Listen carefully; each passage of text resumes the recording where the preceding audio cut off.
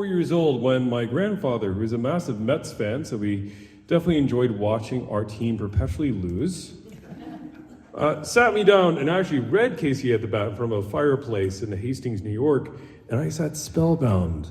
And when he brought me to a real ball game, I was like, wait, but this is so much more boring than the poem.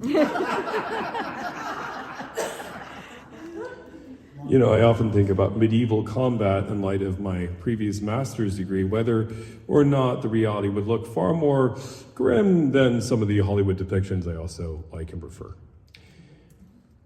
I came here to recite some poetry in honor of Samantha tonight, who deserves all the honor she deserves in the world.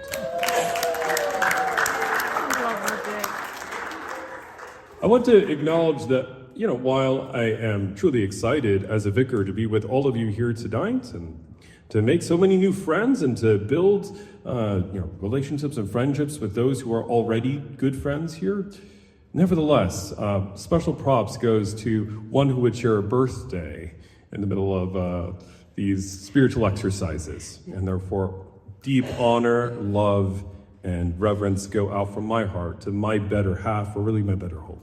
Sorry. I'd like to call this, in light of a beautiful hike we just had, a meditation in the Chapel of the Pines. Lo, I come trailing after you.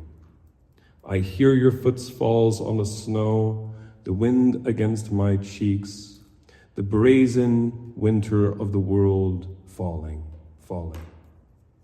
And as I stand behind pulpit tall, it is your voice I hear below calling, leaning me towards the rising of the stars within this chest. How I thank the author of mountain, dale, and wood. How I thank the author who did lay down his life upon the wood. How I thank the author who rolled away the stone for your crimson locks, for your crown of gold, for how we are here, 1 year nearly to the day.